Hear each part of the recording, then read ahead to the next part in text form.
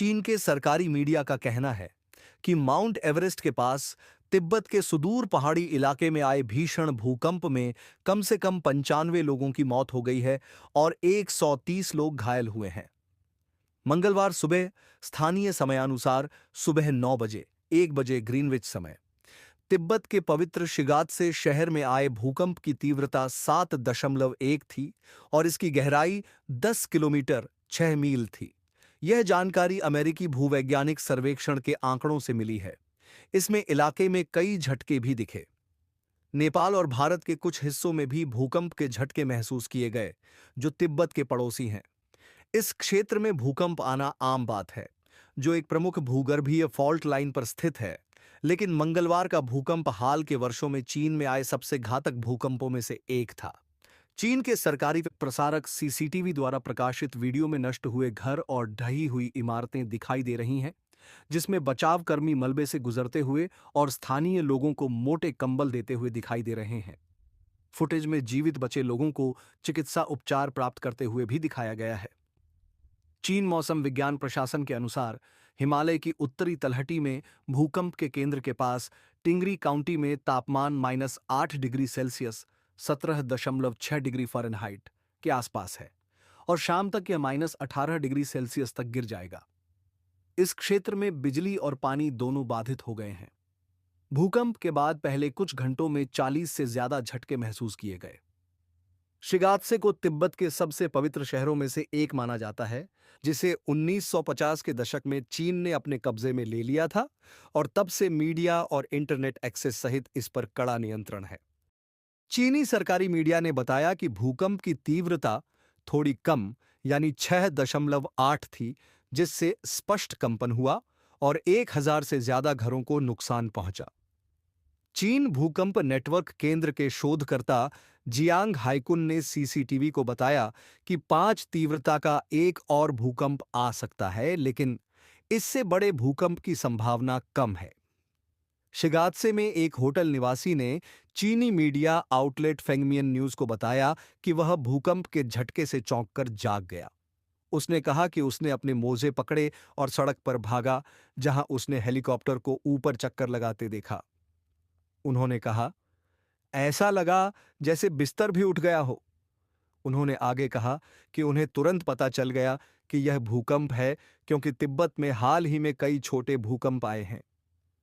नेपाल और चीन को अलग करने वाले माउंट एवरेस्ट की तलहटी में स्थित टिंगरी काउंटी दुनिया की सबसे ऊंची चोटी पर चढ़ने की तैयारी कर रहे पर्वतारोहियों के लिए एक लोकप्रिय आधार है। एक पर्यटन कर्मचारी ने स्थानीय मीडिया को बताया कि टिंगरी में एवरेस्ट दर्शनीय स्थलों की यात्रा, जो मूल रूप से मंगलवार सुबह के लिए निर्धारित थी, रद्द कर दी गई है। उन्होंने कहा कि दर्शनीय स्थलों की यात्रा पूरी तरह से बंद कर दी गई है। उन्होंने कहा कि दर्शनीय स्थलों की यात्रा करने वाले क्षेत्र में 3 आगंतुक थे, जिन्हें सुरक्षा के लिए बाहरी क्षेत्र में ले जाया गया है। शिगात्से क्षेत्र, जिसमें 8 लाख लोग रहते हैं, पंचेन लामा की पारंपरिक सीट है, जो तिब्बती बौद्ध धर्म के एक प्रमुख व्यक्ति हैं, जिनका आध्यात्मिक अधिकार दलाई लामा के बाद दूसरे स्थान पर है। निर्वासित आध्यात्मिक नेता ने कहा कि उन्हें भूकंप की खबर से गहरा दुख हुआ है। मैं उन लोगों के लिए प्रार्थना करता हूं जिन्होंने अपनी जान गंवाई है और उन सभी के शीघ्र स्वस्थ होने की कामना करता हूं जो इस आपदा में मारे गए हैं। दलाई लामा ने एक बयान में कहा, कई लोग घायल हो गए हैं।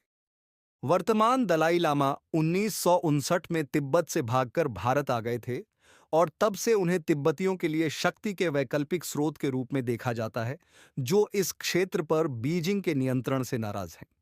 कई लोगों का मानना है कि वर्तमान दलाई लामा के मरने के बाद चीन भी अपना दलाई लामा चुनेगा। तिब्बती गेधुन चोए की नीमा, जिन्हें पुनर्जन्म वाले पंचेन लामा के रूप में पहचाना गया था, जब वे 6 साल के थे, तब चीन ने उन्हें गायब कर दिया था। इसके बाद चीन ने अपना पंचेन लामा चुना। चीनी वायुसेना ने प्रभावित क्षेत्र में बचाव अभियान और ड्रोन लॉन्च किए हैं। चीनी राष्ट्रपति शी जिनपिंग ने भी हताहतों की संख्या को कम करने और प्रभावित निवासियों के पुनर्वास के लिए सभी तरह के खोज और बचाव प्रयासों का आह्वान किया है। जबकि नेपाल में तेज भूकंप महसूस किए गए, लेकिन कोई बड़ी क्षति या हताहत होने की सूचना नहीं मिली। राष्ट्रीय आपातकालीन संचालन केंद्र के एक अधिकारी ने बीबीसी न्यूज़ डे को बताया, केवल मामूली क्षति और घरों में दरारें आईं। यह क्षेत्र, जो भारतीय और यूरेशियन टेक्टोनिक प्लेटों की एक प्रमुख फॉल्ट लाइन के पास स्थित है, अक्सर भूकंपीय गतिविधि का घर है। 2015 में नेपाल की राजधानी काठमांडू के पास 7.8 तीव्रता का भूकंप आया था, जिसमें करीब 9,000 लोग मारे गए थे और 20,000 से ज्यादा लोग घायल हुए थे। मंगलवार की सुबह आए भूकंप ने काठमांडू के कई निवासियों को अपने घरों से बाहर निकलने पर मजबूर कर दिया, जिससे उस जानलेवा आपदा की यादें ताजा हो गईं। काठमांडू में एक दुकान की मालकिन मंजू नेउपाने ने बीबीसी नेपाली को बताया, 2015 में जब भूकंप आया था तो मैं हिल भी नहीं पा रही थी। आज स्थिति उतनी भयावह नहीं थी, लेकिन मुझे डर है कि एक और बड़ा भूकंप आ सकता है और हम ऊंची इमारतों के बीच फंस जाएंगे।